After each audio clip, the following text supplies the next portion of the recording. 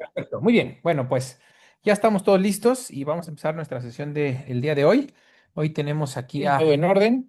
Deme un segundito. Y aquí ya estamos. Listo, muy bien. El doctor Iñaki Navarro, todos lo conocemos, él es cardiólogo pediatra, intervencionista y ahora jefe del Servicio de Cardiología del Hospital Infantil de México, Federico Gómez. Y bueno, pues hoy vamos a hablar de este tema, stent en el tracto de salida del ventrículo derecho como puente a cirugía. Tema muy interesante. Vamos, Iñaki, la palabra es tuya. Muchas gracias. Al contrario, pues bueno, bonita noche, otro lunes más, que bueno que siguen conectando. Y pues bueno, vamos a platicar un poquito de este tema que, bueno, algunos centros lo tienen un poquito más maduro también, y otros no tanto, pero siempre tenemos un grupo, una población que es la tetrarquía de Fallot y que hay pacientes en los cuales pues empiezan a tener síntomas de manera importante, ya sea cianosis o crisis de hipoxia que no se controlan con medicamentos y que pues estamos entre el primer y tercer mes, o yo les diría en algunos lugares, y pues bueno, regionalizándolo como bien decimos, puede ser entre pues el día uno de vida y a lo mejor hasta el sexto mes. Este grupo de población en el cual todavía no tenemos indicación de corrección quirúrgica, pues qué hacer con ellos, ¿no? Y es parte de lo que platicaremos el día de hoy, ya que pues bueno, también esto depende mucho pues del trabajo en equipo con cirugía, la experiencia que se tenga en los centros y pues bueno, y también obviamente dentro de la experiencia y de lo que le gusta también a los centros hacer, pues bueno, también vamos a definir los tiempos de qué hacer, ¿no? Entonces, hay un artículo que me parece que está muy didáctico, que es muy bonito, es más o menos un poco, bueno, tiene 2 años, y me gustó porque en este centro um, en este grupo de Australia, es un grupo de cardiología que tiene muy buena experiencia en atresias pulmonares, que también tiene varias publicaciones también en, pues eso, en el manejo de atresias pulmonares con CIB, sin CIB, etcétera, que han hecho un buen equipo, tanto hemodinamistas, cirujanos, y creo que, pues bueno, es una patología que a ellos les gusta y que les gusta publicar, y creo que está interesante también la forma en cómo lo ponen ellos, algo sencillo. Estos son trabajos que pues, ya tienen muchísimo tiempo. Una de las primeras publicaciones son de Toronto, de Canadá, del doctor Lee Benson. Y pues bueno, te vamos a poner un articulito nada más 2017 de una así, dura o básica revisión de los problemas que tienen estos pacientitos, qué es lo que nos preocupa y por qué es buena o no esta paliación. Pero bueno, entonces, estos tres, bueno, cuatro médicos, pues el que es digamos, el encargado de la sala de hemodinamia de este hospital en Sydney, Australia, es el doctor Jonathan Mervis, y pues bueno, ellos publican en el 2023, eso a pesar de que es un hospital grande, ay, eso es la siguiente, vamos a ver que tampoco su grupo poblacional es enorme, pues al final es una población mucho más chica, y entonces pues nos pone, yo creo que a la par en la misma experiencia que podríamos tener nosotros con ellos. Este es un hospital que pues uno de los más importantes de Australia. Ellos ponen que la población que atiende cardiología pediátrica en la consulta externa son alrededor de 2.500, 3.000 pacientes, y habla un poquito del contexto en el cual pues hacen procedimientos de cirugía de bomba de más de 350 por año. Entonces nos habla un poco también del contexto del centro que estamos platicando. Y pues bueno, este es un estudio observacional, retrospectivo y comparativo que hicieron en tiempos diferentes en este estudio. Pues bueno, lo que vamos a platicar y un poquito como introducción, lo que les decía es la información que tenemos, pues depende de quién la publique, de la experiencia que ellos tengan, y por eso me gustó este artículo, porque la experiencia quirúrgica es muy buena también. Y pues bueno, de todas maneras, el saber cuál es la mejor paliación de este grupo poblacional es complicada, porque pues también es cierto que hay grupos que han empezado a tratar o a pujar por operar o hacer una corrección completa del falot en etapas más tempranas. Estamos hablando que ya algunos grupos se bajan hasta los 3 meses, y hay grupos que en este tipo de pacientes, cuando estamos en mes y medio, 2 meses, pues los han llevado también a cirugía. Pero, pues bueno, pues son pros y contras. Y el grupo o la paliación que tenían ellos antes de esta publicación era pues el Blaylock, en la fístula, en donde ellos hablan que tiene una mortalidad de 5 al 8% en pacientes de 0 a 3 meses, lo que habla de que obviamente cuando hacen una selección de solamente los pacientes de bajo peso o por debajo de 2.5, la mortalidad puede subir casi hasta un 12 a 14% en su grupo. Me parece una mortalidad bastante razonable para esta patología. Generalmente hay patologías de ramas también. Y pues bueno, al final lo que queremos hacer es hacer una estrategia cualquiera de las que tenemos a la mano, porque no nos gusta que el paciente durante 3 o 4 meses o más esté sometido a una hipoxia importante y aumento pues, de patología del ventrículo derecho, en el cual pues eso obviamente también aumenta la mortalidad. El manejo percutáneo ya tiene, como les he dicho, casi 20 años que se ha hecho en estas patologías o en patologías similares, en los cuales la idea de paliar, pues bueno, tenemos desde stents en tractos de salida ventrículo derecho, los stents ductales depende de la patología y la experiencia, etcétera, pero pues bueno, la idea también dentro de esta evolución, como bien lo sabemos, no solamente es evitar la hipoxia y pues, tratar de dejar descansar el ventrículo derecho, sino también pues también mejorar el crecimiento de las ramas y tener unas ramas lo más cercano a lo normal, ¿no? Para la corrección quirúrgica total. Y pues bueno, que eso es lo que hace y es el plus o es lo que ha tratado de venir empujando los que hacen el grupo de los stents del tracto salida ventrículo derecho. Esto es porque proporciona un flujo pulsar, ¿de acuerdo? Esto es porque las presiones telediastólicas del ventrículo derecho son muy bajas. Entonces, esta diferencial entre la sístole y la diástole tan alta es lo que se ha visto que es una de las teorías, que es de las más importantes para hacer crecer ramas pulmonares. Este procedimiento dentro de las evaluaciones que se han visto en otros grupos, pues disminuye también la mortalidad. ¿Comparando con qué? Obviamente, ¿con qué lo comparan? En este artículo específicamente lo compara contra el Blaylock y sobre todo, y con algunas comparaciones en las revisiones, contra correcciones totales también tempranas y, pues, por supuesto que mucho menor la estancia hospitalaria en este grupo de población de menos de 3 meses y que hay pues varias publicaciones antes que este en el cual pues ya han demostrado la seguridad, eficacia de este procedimiento y pues bueno, una de las preocupaciones que han tenido muchos procedimientos similares, y esta no es la excepción, es que padre que las ramas puedan crecer mejor o no, pero recuerden que hay una proliferación de la no íntima y la íntima y que eso al final del día pues hace o envuelve al stent. Y una de las preocupaciones es, pues sí, la idea es facilitar y que el paciente le vaya mejor en la cirugía, que tenga unas mejores ramas para la cirugía y qué va a pasar si al revés damos problemas y al cirujano y le va peor porque al final del día no puede trabajar fácil en tractos al ventrículo derecho y es una de las preocupaciones que siempre ha habido y también depende también de cómo trabaja en equipo, ¿no? El heart team. Pues bueno, a ver, entonces este estudio lo que tuvo como objetivo es o ver y demostrar y ver los resultados que ellos tuvieron, de acuerdo con esta población de Australia y Nueva Zelanda. Entonces agarraron solamente, pues eso, a la población de los lactantes menores de 3 meses que tenían diagnósticos de patologías de Fallot o pues, patologías con fisiopatología de tetralogía de Fallot y los agarraron a aquellos pacientes que los trataron del 2010 al 2020. Estamos hablando de 10 años. Pues por eso digo que a pesar de todo, pues bueno, la población no es tan importante y a fuerzas para ingresar los pacientes tenían que haber estado ya operados o haber sido corregidos entre los 3 y 9 meses de vida del paciente, o sea, para saber, porque lo que nos importaba es saber qué había pasado en la cirugía. Y también, pues hay que recordar que todo este grupo de población, en general, si tiene crisis de hipoxia, tiene desaturaciones importantes al final es porque, por definición, estos niños tienen válvulas anormales con anillos hipoplásicos o anillos o patologías de ramas en alguna zona con alguna estenosis importantes o displasias, etcétera. Finalmente, pues no tenemos un tracto salida, una anatomía normal. Los pacientes en general se les dio un seguimiento de casi 2 años, un rango de 9 meses a casi 4 años. El peso de los pacientes en tratamiento fue de 2.7 kilos, desde 1.9 el más chiquito hasta 3 kilos, cuando le pusieron el estente en el conducto.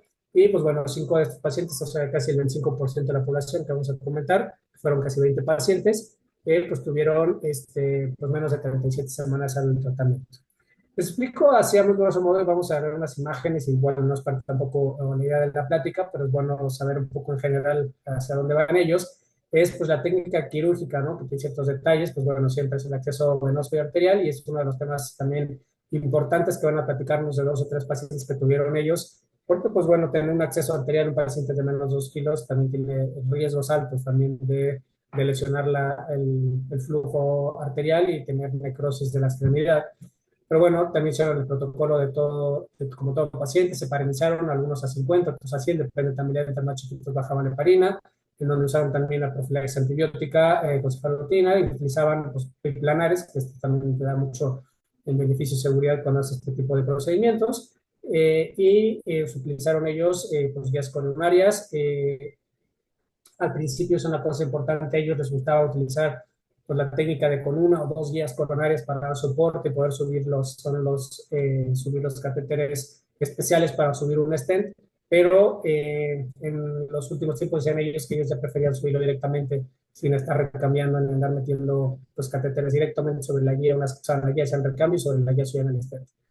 ¿De acuerdo? Entonces, lo importante, ellos hablan, pues hay que tratar de asegurar de manera completa desde la parte muscular del infundíbulo hasta la última zona de estenosis, ya sea la válvula o arriba de la válvula, si se demuestra que hay una estenosis supravalvular.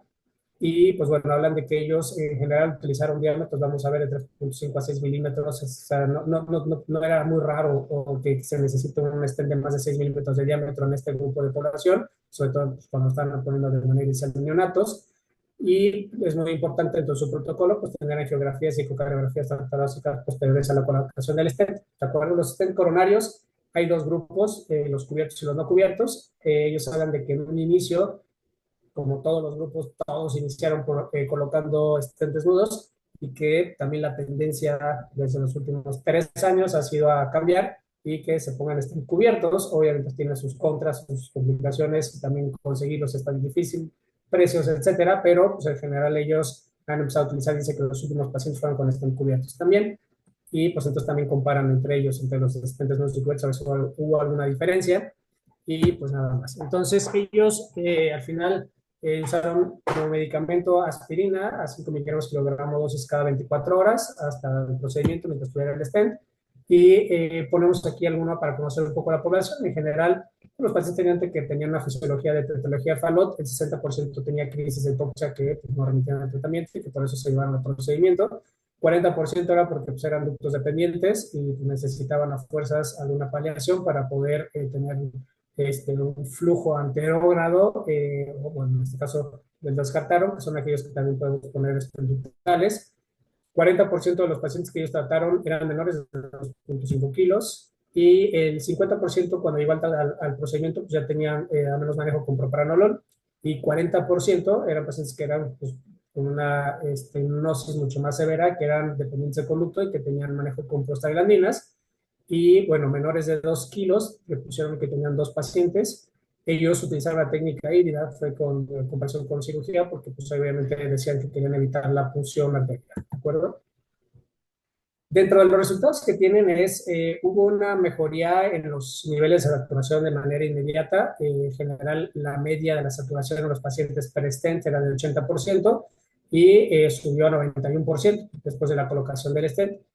Dentro de las complicaciones, hubo algunas complicaciones, una de ellas fue una disociación completa auriculoventricular en el trastorno del ritmo, pero pues, que remitió de manera espontánea 24 horas y que pues, durante el manejo se puso isoprenalina, pero pues, remitió. Un paciente, refieren ellos que tuvo embolización del stent al ventrículo derecho, refieren que de hecho ya no entraron a sacar el stent ni de manera percutánea ni quirúrgico, como el paciente pues, tenía saturaciones de 80%, lo dejaron en vigilancia estrecha y el paciente se operó de manera más temprana que se pudo para la parte quirúrgica y dejaron el stent ahí volando en el ventrículo derecho y que no hubo complicaciones, se quedó con aspirina, de todas maneras no hubo trombos secundarios ni arritmias secundarias al stent en el ventrículo derecho. ¿De acuerdo? No hubo insuficiencia valvular y por eso también pues, vigilándolo lo dejaron así. Un paciente que tuvo una perforación no importante, pero que tuvo fuga después de la colocación del stent del ventrículo derecho, pues después se puso, también por eso le puso un stent cubierto y pues, bueno, lesiones periféricas menores. Esto aquí puesto en tabla, lo único que me gustaría de todas maneras hablar, bueno, esta habla de los tiempos de foroscopía en el procedimiento que son bastante aceptables y los stents que pusieron, que la mayoría eran de 4 milímetros, bueno, perdón, de 5 milímetros, pero todos fueron de 3.5 y 5 de manera inicial en el primer procedimiento, ¿de acuerdo? Y pues bueno, lo único que sí saber es que pues en algunos de estos grupos de estos pacientes la reintervención fue importante, ¿de acuerdo? Entonces hubo indicaciones también de reintervenciones y uno de los más importantes que el 50% de los pacientes, o sea, 6 pacientes de los que se reintervinieron, tenía una obstrucción proximal, uno, o sea, el 8% tuvo una obstrucción distal y dos, o sea, el 16% tenía estenosis intrastent y pues bueno, a tres los consideraron como crecimiento somático y que les fue insuficiente el stent. O sea, a pesar de que no había estenosis ni proximal, ni distal, ni intra-stent, pues que algo está pasando, pues ya no le queda el stent, pues bueno, tuvieron que redilatarlos, o en algunos otros casos poner un segundo stent también, ¿de acuerdo? La supervivencia, lo cual es importante, a pesar de que es un grupo de población de alto riesgo, es importante saber que el 100% de los pacientes que ellos sometieron a procedimiento, tanto intervención de primera vez como reintervención, todos sobrevivieron a los 30 días del procedimiento, o sea, al final del día no hubo mortalidad por culpa de. Hubo dos fallecieron antes de la corrección quirúrgica y ponen a los pacientes, en donde uno, un paciente 45, 60 días después del procedimiento, pero un paciente que tenía tensión 21, tuvo muerte súbita, no supieron y no encontraron el diagnóstico. Contrario al otro paciente que tenía mucho más días, tenía casi 3 meses después del procedimiento y que era un paciente que tenía microdeleción 22 puntos. Y curioso, pues aparte con una secuencia de Pierre Robin. Entonces, bueno, estos dos puntos, la verdad es que cuando nunca lo había visto, esta genopatía en común, pero bueno, el paciente tenía estos dos diagnósticos y refieren que el paciente llegó al hospital con fiebre, deterioro importante y que muy rápido falleció en las primeras 48 horas y se hizo el diagnóstico de sepsis por hongos. Fueron los dos pacientes que fallecieron antes de poder corregirlo. Recuerden que esta patología, patología de Fallot, aparte de patología de ramas, muy frecuentemente, no solamente eran ellos dos, pero se asocia de manera importante a genopatías. Recuerdo, hablan de que el 65% tuvieron reintervenciones, pero aquí una de las cosas más importantes que vamos a hablar y después vamos a comparar no solo con este grupo, sino ellos compararon contra justamente otros procedimientos, pero es el crecimiento de las ramas. En general, en la rama derecha, ellos hacían mediciones que el Z-score pre-colocación de stent en general era un Z de -2, un rango, pero bueno, el hipoplásico de -2, y que después del stent, esta misma rama derecha, en cuanto al Z-score, pues quedó una mejoría y quedaba el Z en -0.7, ¿de acuerdo? Del otro lado, la rama izquierda en general, igual, tenían un pre-stent, tuvieron en general un promedio, un Z-score de todos los pacientes con un Z de -1.2, estos medios están por ecocardiografía, y que la rama izquierda aumentó en general a un Z positivo, casi en 0 a más 0.06. Entonces, en cuanto al Z-score, hubo una mejoría importante en este grupo de población, en el cual con o sin reintervención lograron hacer que las ramas pulmonares de entre normal y ligeramente hipoplásicas se fueran a ramas normales, ¿de acuerdo? Tanto de manera pre como postquirúrgica, el 90% de los pacientes sobrevivieron a la cirugía, ¿de acuerdo? Que eso también es parte de lo que les gustaba o que querían demostrar en el estudio. No era solamente llegar a un procedimiento, sino saber que lo estaban entregando en mejores condiciones y que a pesar de que es un grupo de población difícil y que normalmente sin una paliación previa o con una mala anatomía la mortalidad es mayor, pero pues tuvieron una mortalidad del 10% de este grupo de población en la corrección. Y pues bueno, en general los pacientes se operaron alrededor del, bueno, la mediana es 5.7 kilos, ¿de acuerdo? La mediana de duración de que se colocó el stent a que se hizo la corrección fue de 160 días y la mayor parte de los casos, que es el 89%, tuvieron un parche transanular. Algunos casos tuvieron una colocación de injerto venoso tubular bovino de Contegra de 14 milímetros, que fue en los casos el 11%. Y bueno, aquí habla de que la expansión completa del stent fue al final del día casi en el 90% de los pacientes, la extracción, perdón, el quitarlo, y los cirujanos pues, refirieron que, bueno, solamente en dos casos tuvieron complicaciones, en el cual dejaron algunos restos también de stents, y pues bueno, al final del día, estos dos casos aparentemente no afectó a la corregión, pero pues se quedaron pedazos de stents también. En el resto fue una extracción completa. Y también es otra cosa importante también, pues bueno, que se recorrió la ampliación de la arteria pulmonar con pericardio bovino autólogo en 7 casos, 40%, se lo requirieron porque pues, había cierto grado de estenosis, ¿de acuerdo? Pues, 40%, también yo creo que es un tema importante también en nuestro hospital, que vemos que no es cualquier cosa, pacientes que tienen mala anatomía, ¿de acuerdo? Una de las preguntas que también era importante saber y por eso tenían que tomar los pacientes operados es en su grupo, que era las primeras experiencias que tenían desde el 2010, qué había pasado cuando tenían que operar a sus pacientes y qué había pasado en la cirugía, si había costado trabajo, como dijimos, bueno, dos pacientes no lograron quitar todo el material y el promedio de lo que son los tiempos de la duración cardíaca fue 133 minutos, estamos hablando de 115 hasta 190 minutos y con un tiempo de pinzamiento de 97 minutos, que habla de un rango de 84 a 150. habla que el 40% de sus pacientes presentaron un síndrome de bajo gasto postoperatorio y al final, pues tuvieron un caso que el bajo gasto fue importante y que el paciente iba a fallecer y lo tuvieron que meter en ECMO y al final una de las patologías o lo tuvieron que meter también a cateterismo en ECMO y tuvieron que hacer una dilatación de la rama izquierda y el paciente estuvo en cuidados intensivos, este paciente estuvo alrededor de 10 días y salió de ECMO y el paciente pues le fue muy bien, y el promedio de todos los pacientes, pues bueno, estuvieron 7 días con una alta hospitalaria de 13 días, lo cual pues, es maravilloso a pesar de ser un grupo de alto riesgo. Ellos querían saber si también, porque al final una de las preguntas es qué stent es mejor, si el stent desnudo o cubierto, o si tenía uno, dos o tres stents, tanto para el hemodinamista como para el cirujano. En lo que es en el análisis quirúrgico al cirujano, ¿qué le costó más trabajo sacar? Si un stent desnudo o uno recubierto, o si había requerido reintervenciones, si tenía dos stents, le había costado más trabajo y con uno, y aparentemente tanto el estente como el desnudo, como el cubierto, no hubo diferencia, entonces les daba igual a los cirujanos el tipo de stent. Lo que sí es cierto es que les costaba pues, un poco más de trabajo conforme más stent tenía, pues tenía dos o tres, no solamente porque se enciman, sino también la parte que son los dejas en mayor proporción de longitud, pues les costó más trabajo también retirarlos y tomó más tiempo.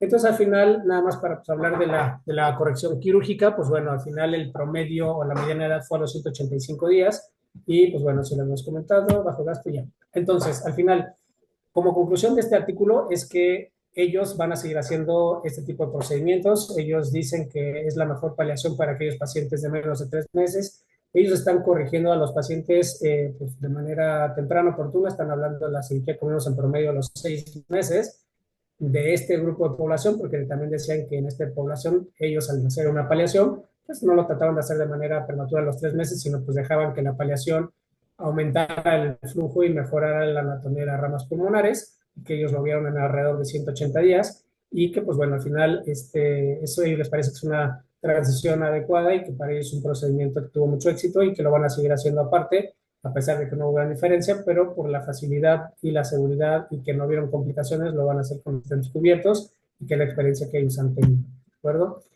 Voy a ponerles ahorita un caso de un paciente nuestro, de todas maneras, pero antes nada más para terminar y completar este artículo, me gustaría nada más comentar esta parte que es como una revisión importante de un artículo que se hizo en el 2017 y que al final pusieron la experiencia que tuvieron en este grupo en Estados Unidos.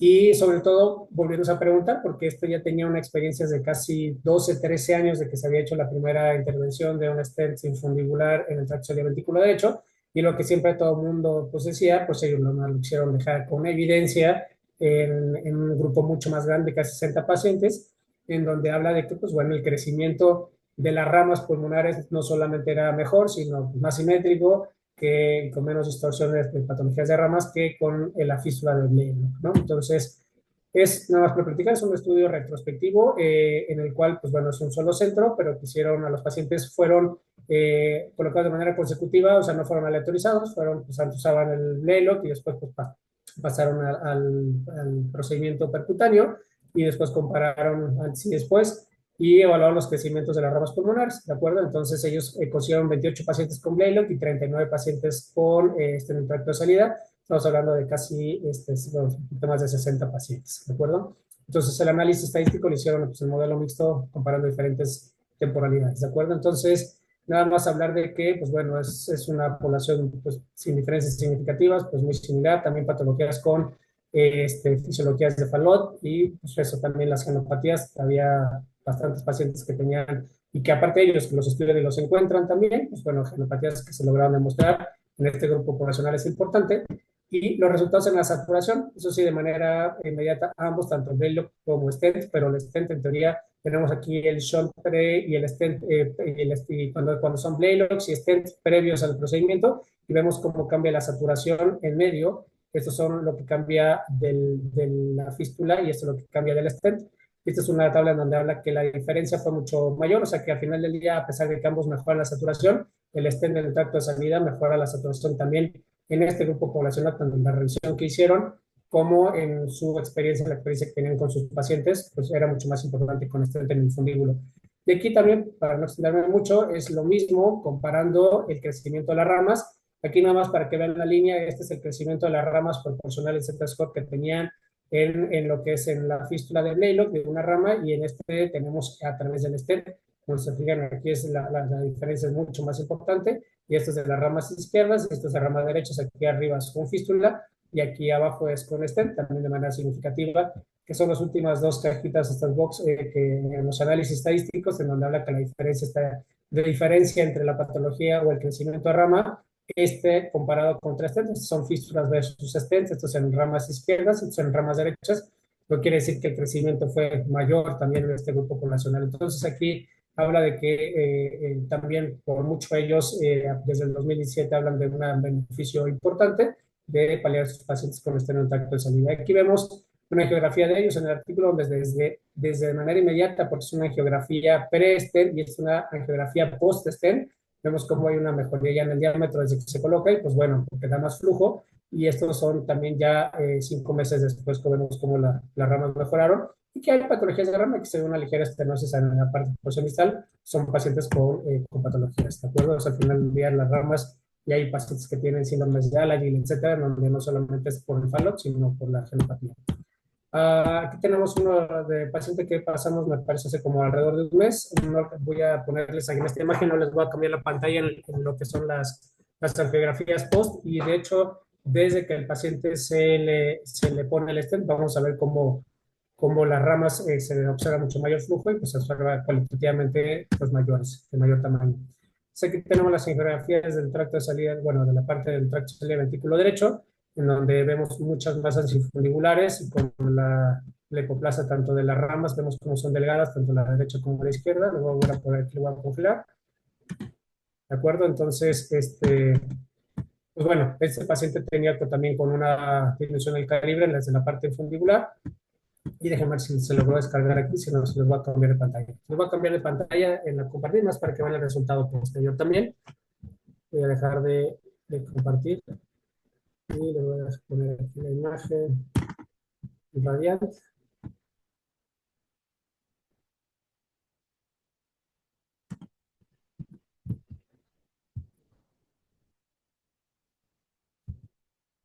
Ay, espérenme, se cerró. En un segundito.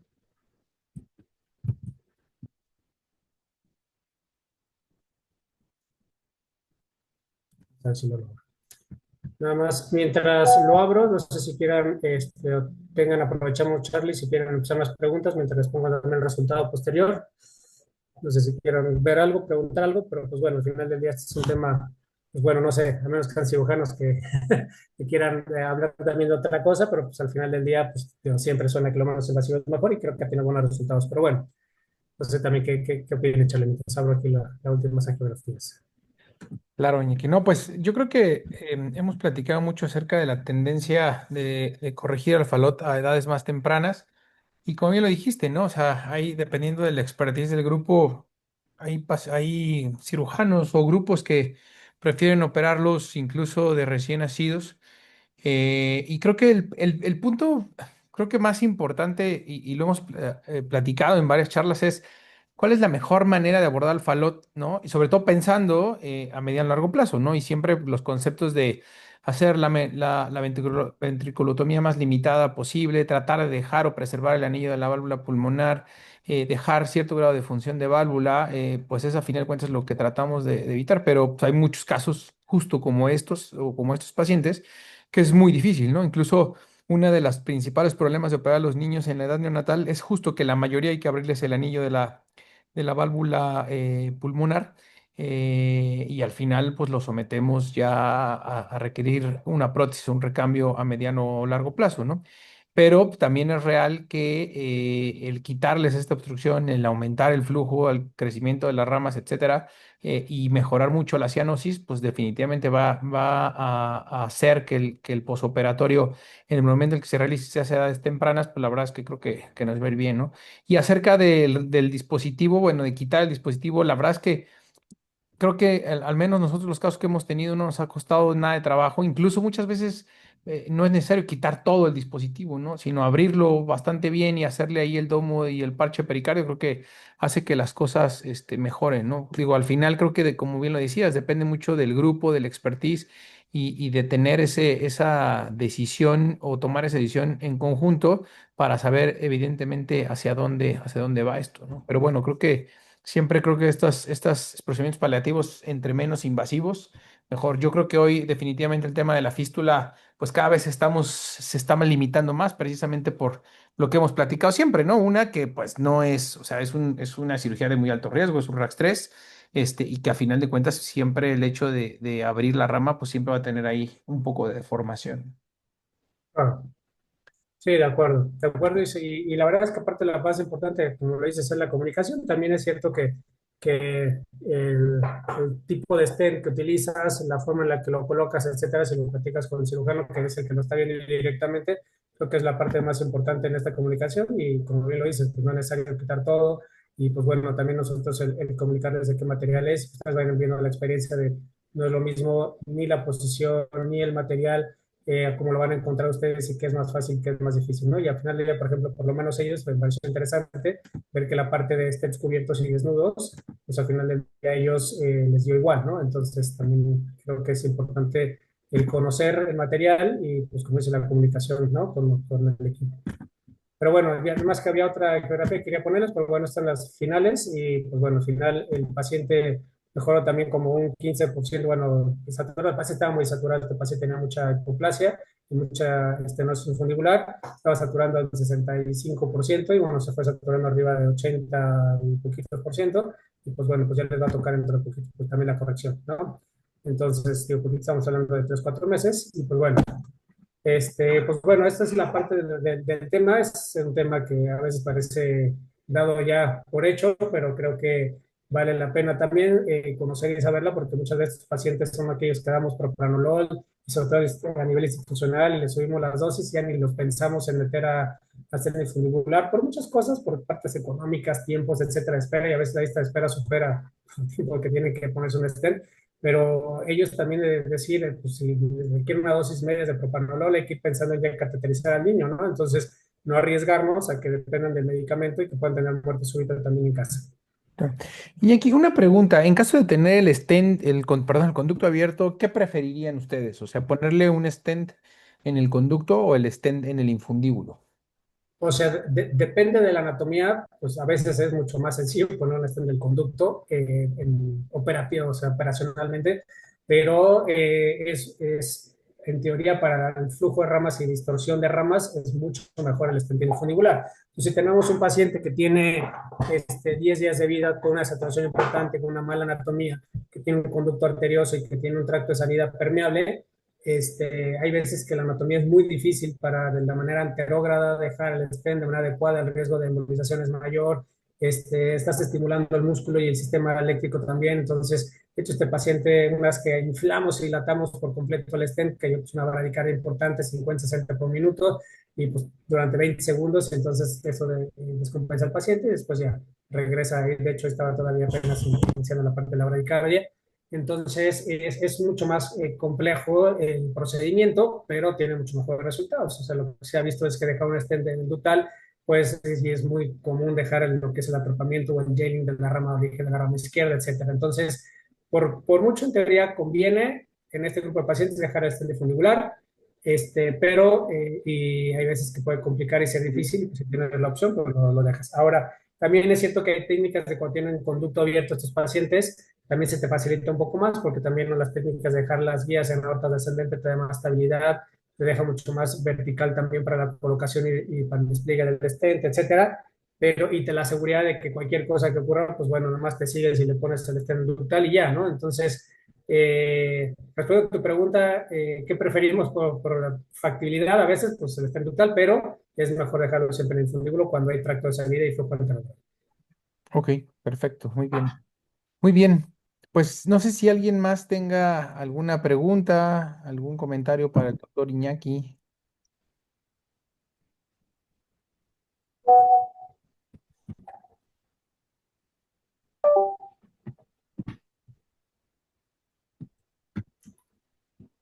Vámonos ya a dormir. ¿Qué hace ahí el doctor Bolio? Adelante, doctor. Hola, hola, ¿cómo están? Bien. Este, pues bueno, aquí compartiendo con ustedes esto. Eh, yo creo que lo importante aquí es cada caso. O sea, finalmente el niño que necesita hacérsele una paliación, un niño con tetralogía de Fallot que necesita hacérsele una paliación, porque está desaturándose. Esa es la primera indicación. Entonces, y la desaturación y la anatomía también es lo que nos va a indicar el niño que necesita paliación y que por lo tanto, no, en primer lugar, está mal, no está en una buena edad para corregirlo, pero no por la edad, sino por la anatomía también del paciente. Entonces, desde que se empezó a hacer corrección de tetralogía de Fallot y se tenía la opción de la fístula de Blaylock, empezó a ver las comparaciones de qué es mejor, si operarlo, hacerle Blaylock y a qué edad operarlo. Y cada vez se empezó a ver que el que no necesitaba el Blaylock, pues qué bueno, porque podía llegar a una edad en la que cada grupo, como fuera viendo las cosas, se sentía más cómodo para operar a sus pacientes. Nosotros, uno de mis primeros trabajos fue demostrar que el niño que tenía Blaylock tenía los mismos resultados que el niño que se corregía sin haber tenido Blaylock. Por lo que entonces una fístula de Blaylock no era mala. Ahora, eh, ¿qué Blaylock es el que es malo o el que falla? Pues el que la anatomía hace que no sea una buena paliación por el tamaño de las ramas o por la morfología también del tronco de la arteria pulmonar. Y ahí es cuando entonces empezó a decir, bueno, ok, entonces en vez de Blaylock vamos a hacer una fístula central. La fístula central nos da ventajas sobre el Blaylock precisamente por el flujo más simétrico a cada una de las ramas y que va a crecer. Eh, también el problema es cuando tenemos diferencia en el tamaño de las ramas. Luego viene entonces el poner el stent en el conducto arterioso. ¿Cuándo? Pues cuando tengo conducto arterioso. ¿Y cuándo voy a tener conducto arterioso? Pues finalmente el paciente que tiene el conducto arterioso no urge tanto porque el propio conducto arterioso me está haciendo que esté saturando un poco mejor y que no tenga yo que meterlo de urgencia. Ahora, el niño con Fallot muy cerrado, el infundíbulo muy cerrada la válvula, a lo mejor con ramas pequeñas y todo, también el, el, el, este, el, el hacer un stent, el poner un stent en el conducto arterioso, tiene ventajas sobre una fístula de Blaylock en que da el flujo más simétrico y, y no estás operando al niño, o sea, finalmente es más fácil.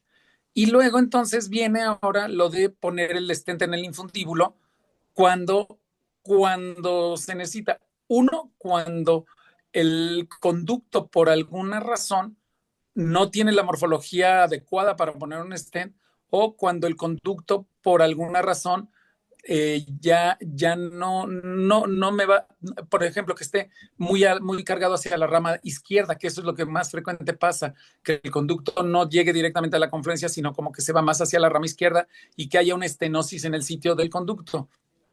Ahí, pues sí, también conviene tratar de mandar un flujo simétrico. Yo lo que concluyo ahorita, y están muy buenos los dos artículos además, y muy útiles, y y yo creo que no podemos estandarizar qué técnica de paliación es la mejor. Primero, lo ideal sería que no necesitara paliación y que se pudiera corregir sin haberlo tenido que paliar. Pero cuando necesitas una paliación, cada caso, cada morfología, cada situación de cómo está el conducto, cómo está el infundíbulo, cómo tengo las masas infundibulares, cómo tengo el tamaño de las ramas, hacia dónde llega el conducto dentro de las ramas y qué posibilidades tengo también de poner el stent en el infundíbulo. Eh, eh, Todas estas variables, yo creo que son las que a fin de cuentas cada niño con tetralogía de Fallot puede ser muy diferente al otro Fallot. Es decir, tenemos un gran espectro de patologías dentro de la tetralogía de Fallot que aquí lo bueno de todo es que tengamos las opciones. Si necesita paliación, saber hacer un Blaylock, saber hacer una fístula central, saber tener un grupo que tenga un stent en el infundíbulo o poner un stent en el conducto arterioso.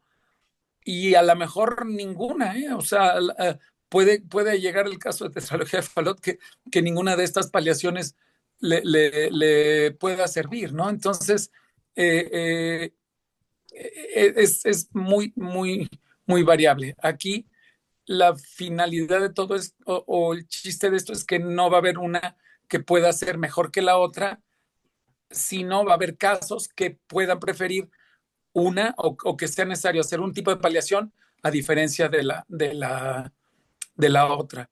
Y bueno, tomar todo en cuenta, riesgos de cada una, como lo está comentando ahorita, por ejemplo, Carlos Ruiz en el chat, los riesgos de hacer una fístula, los riesgos de poner un stent en el infundíbulo, los riesgos de poner un stent en el conducto, o los riesgos de hacer una fístula central, o los riesgos de ir directo a la corrección a ciertas edades, ¿no? Todo es cuestión de poner en la balanza los pros y los contras en cada caso.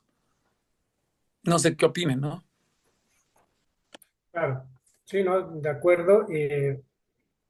A ver, que bueno, como muy dinamista, pero sí, efectivamente creo que llevar a un paciente hay que ver cuál es lo que vamos a querer para cada paciente, ¿de acuerdo? Y efectivamente el shunt o la fístula, creo que entre menos pues cirugías tengamos al final del día para un paciente, para ustedes es mejor, porque al final del día la idea, para mí yo siempre he pensado que esta pues, es entregarles un paciente en mejores condiciones en general. Ahora, este, yo sigo pensando que de todas maneras siempre hay que pujar en esta población por hemodinamia y hay que pujar idealmente por central de salida. Sí hay algunos casos reportados que hay que valorar, pero pues bueno, en el cual pues no podamos dejar un stent ductal, pero pues bueno, generalmente, y un poco lo comentario que hace también Charlie, lo que pues eso, la mayor parte de los grupos que ven que es colocar un stent de 3.5 máximo 6 milímetros, 5 milímetros, el riesgo de tomas de compresión coronaria es pues menor, pero pues aparte siempre considerarlo porque luego también son el grupo de pacientes, pues son pocos, pero al final del día que fallecen o que tienen disfunción ventricular y que no nos dimos cuenta, ¿no? Entonces también creo que es importante tenerlo en cuenta y creo que también es importante el comentario también que hace también Carlos Ruiz, de hemodinamia también. Entonces, pero creo que de todas maneras la mayor parte del grupo de pacientes hay que intentar hacerlo. De acuerdo, de todas maneras, doctor, que hay que individualizar. Yo de todas maneras creo que si se puede, si el centro lo permite económicamente, y de hecho creo que hay muchos pacientes que debimos haber metido a paliaciones y mejorar su anatomía de ramas y que para mí son pacientes que le estamos entregando a ustedes y es algo muy sui generis de México, pues, es darles pacientes al año y 2 meses y con ramas pulmonares con Z de -1.9 y eso es normal y siempre es nuestro comentario. Dicen, es que saben chiquitas las ramas, bien chiquito la otra cosa, porque pues esa rama es normal. Fíjate cómo tiene Z de -1.9, ¿no? Entonces, es lo que vemos en este artículo. Justamente los Z de -1.9, pues los llevaban a cero, ¿no? Entonces, creo yo que ojalá, y si pues, el presupuesto, la vida, los tiempos y todo nos los permitieran, creo que deberíamos ser un poquito más estrictos y sobre todo, pues cuando nos lleguen también pacientes referidos de manera más temprana, pues en lugar de vigilar nada más y decir, bueno, es una saturación de 75, no es tan terrible, lo aguantamos y ya lo operamos cuando tenga 8 meses, sino decir, pues hay que hacer algo para entregar a un paciente con mejor saturación y con mejor Z-score de ramas pulmonares para cirugía. Pues creo que ese es el objetivo. Para mí siempre son nada más procedimientos intermedios para que ustedes tengan el éxito como cirugía, pero sí, efectivamente, de acuerdo que habrá alguno que requiera fístulas, sin duda, ¿sale? Pero pues bueno, entre menos, pues mejor. Bueno, sí, nada más como comentario. Definitivamente, el flujo pulsátil con una diferencial amplia es lo que mejor va a hacer crecer las ramas. Eso sí, sí me queda muy claro. Y eso se lo ofrece más bien solo con el stent en el infundíbulo. O sea, ni el conducto arterioso ni la fístula te dan una diferencial tan amplia como te la da el stent en el conducto arterioso. Y ese martilleo sobre el vaso es lo que lo hace crecer, ¿no? Como crecimiento, pues independientemente de lo que se dilata al poner el stent en el infundíbulo, es o sea, cualquier arteria que no tiene mucho flujo, porque tiene el flujo pulmonar disminuido, y le pones una fístula o le pones un poco más de flujo, pues en ese momento aumenta un poco su diámetro por la dilatación y la elasticidad propia de cada vaso, pero ya para que crezca, sí, o sea, en ese sentido sí, sí concuerdo perfectamente. Por eso, cada paciente hay que ponerlo en la balanza si voy a lograr eso precisamente, ¿no? De acuerdo. Sí, sí. Muy bien. Solo para el comentario de Carlitos Ruiz, doctor, gracias por la charla. A modo de comentario, creo que otra cuestión importante es considerar la anatomía coronaria. Hay casos descritos de compresión coronaria durante el stenting infundibular cuando hay coronarias cruzando el tracto del ventrículo derecho y se pone un stent muy grande. Muy bien. Pues no sé si tengamos alguna otra pregunta, comentario. Muy bien, pues Iñaki, algo con lo que quieras terminar tu charla. Nada, pues eso, lo mismo que ya comentamos, que hay que empujar por la parte menos invasiva, hay que hacer equipo, hay que tratar de entregarle los mejores pacientes a los cirujanos. Para ellos es importante en el resultado tener las mejores anatomías y pues nada, y resaltando otra vez el comentario también de Carlos, que hay que estudiar bien a los pacientes, habrá algunos que raros, pero que sí puedan ser no candidatos. Como tú preguntabas, pues ver qué es lo mejor para cada uno y para mí idealmente siempre es este fundibular y ojalá y lo hagamos en más pacientes, ¿no? En lugar de esperarnos. Creo que se puede dar mucho más resultados en pacientes complejos. Perfecto. Muy bien. Pues les agradezco a todos su conectarse el día de hoy. Y pues nos vemos la siguiente semana. Que tengan todos buena noche. Gracias. Bye. Luego.